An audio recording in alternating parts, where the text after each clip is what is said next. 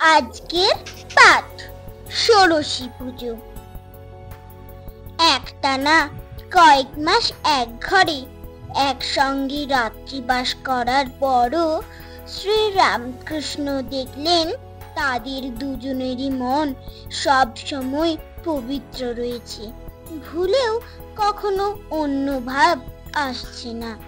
তখন তিনি একদিন সারদা দেবীকে নিজের ঘরে পুজোর পিঠে বসিয়ে সাক্ষাৎ জগন্মাতা জ্ঞানে পুজো করলেন। সেদিন ফলহারিণী কালী পুজো, 1872 খ্রিস্টাব্দের 5ই জুন। জগন্মাতার অনেক রূপ, দুর্গা, কালী, তারা, ষোড়শী ইত্যাদি। ষোড়শী দেবীর পুজোর মন্ত্রেই তিনি সারদা দেবীকে পুজো করলেন। ফুল, বেলপাতা নৈবেদ্য দিয়ে যেমন প্রতিমায় পুজো করে সেভাবে সব করলেন। হিন্দুরা যতভাবে ভগবানের জন্য সাধনা করে, এমনকি মুসলমানেরাও যেমন করে, শ্রীরামকৃষ্ণ সে সবভাবে ভগবানের সাধনা করে সেসব মতে যেমন বর্ণনা আছে সে সব রূপে তাকে দেখেছিলেন। সেই সব সাধনার সব ফল নিজের জপের মালাও পুজোর পর তিনি সারদা দেবীর পায়ে সমর্পণ করলেন।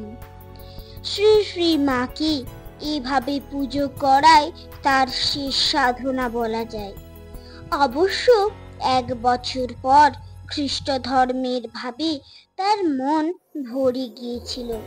3 দিন সে ভাবে বিভোর হয়ে থাকার পর তিনি যীশু খ্রিস্টেরও দর্শনও পেয়েছিলেন। কিন্তু এর জন্য সাধনা বলতে যা বোঝায়, আগে যে রকম সব সাধনা করেছেন তার কিছুই তাকে করতে হয়নি।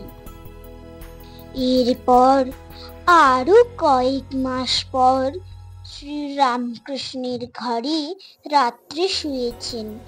তারপর শ্রীরামকৃষ্ণ জানতে পারলেন রাত্রে ভগবানের ভাবে তার বাইরের হুঁশ থাকে না দেখে মা ভয় পান। তার কখন কি প্রয়োজন হবে ভেবে সারা রাত জেগে থাকেন। তখন তিনি সারদা দেবীকেও রাত্রেও নহবতের ঘরে থাকতে বললেন।